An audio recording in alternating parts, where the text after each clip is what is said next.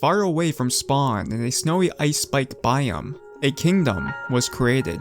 It held a massive ice dragon with its wings chained to the ground. Frozen trees surrounded the kingdom, and the massive building reached the top of the clouds. Inside held a mead hall and other contraptions. Who created this place? What was the motivation? And where does it stand today? Today in this video, I'll be telling you the story of Neflheim, the kingdom made in ice.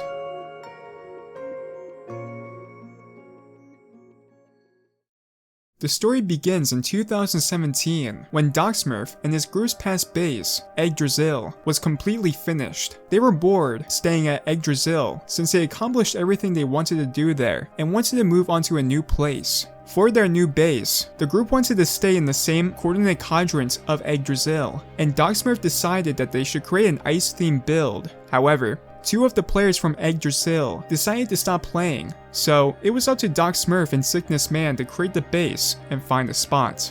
Using an advanced Minecraft interface and data/structure tracking, or in short, a MIST, they were able to display an overview of 2B2T's Minecraft world without actually creating it. They would render an overview of 2B2T's seed and try to find an ice spike biome in a good location. They wanted to have the build on top of an area that had a hill, then bomb out the front area with TNT to give the appearance of more height than what's really there. For them, Minecraft's biggest weakness is the build limit. Once they found the location, they went to it on a single player world, and when they confirmed that they wanted to use this spot, they walked to the location on 2B2T to make sure it matched up with what they expected, and it did. To create this base, they needed a lot of ice and other materials. Firstly, they created a storage area and then an ice farm. This farm would produce most of their ice blocks. After that, they created a tree farm for their buildings. This tree farm was able to work sub 5 ticks per second, which was important since around this time, lag was prominent on the server. Once they had enough materials, they started to create their first structure. This structure was the big ice tree.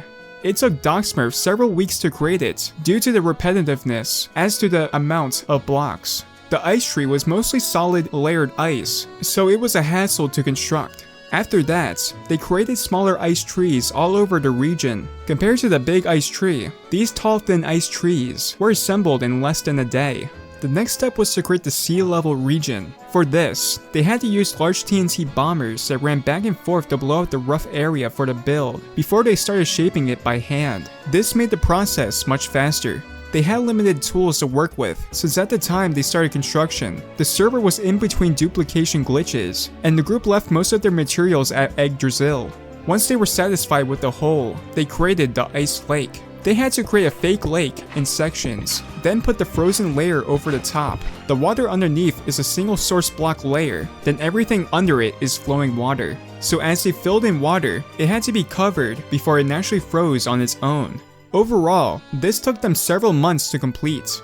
The next structure was a main building. They chose a cross of medieval and fantasy for this building. If you look closely at the building, you can see that it's actually made out of a series of interconnecting panels. They designed themes for the exterior panels first as a sort of palette to work with, then assembled them into the exterior of the building. The smaller band of panels in between the floors were there to break up the design as well, and to leave workspace in between the ceilings and floors of the building to fit in redstone. The interior was a large meeting hall, one would see in the stories of kings, where people would gather to have food and discuss plans. The upper floor is set up as a library and a courtroom for public disputes. The bottom floor of the building was a prison area and a garrison for the castle guard. Originally, the building itself was actually meant to be the focal piece of a large town surrounding the building, but they swapped direction early on. This is why the building itself contains no bedrooms, and only the city guard would have lived there in the garrison barracks. Next was the infamous Ice Dragon. When the main building and ice trees were complete, DocSmurf felt that it was too boring. The base needed a big ticket item to tie it together, so cue the giant frozen ice dragon. This proved to be the hardest build to make. Trying to make the dragon look convincing for it to be frozen behind a small dam was not an easy task. DocSmurf built designs for the ice dragon in creative mode about 3 times before he got the final design made on 2B2T. When that was finished, DocSmurf and Sickness Man decided to offer the YouTuber FitMC the tour of Neflheim. Fit knew DocSmurf since the Cool Kids Club and liked their builds, so he would generally accept offers to tour their bases.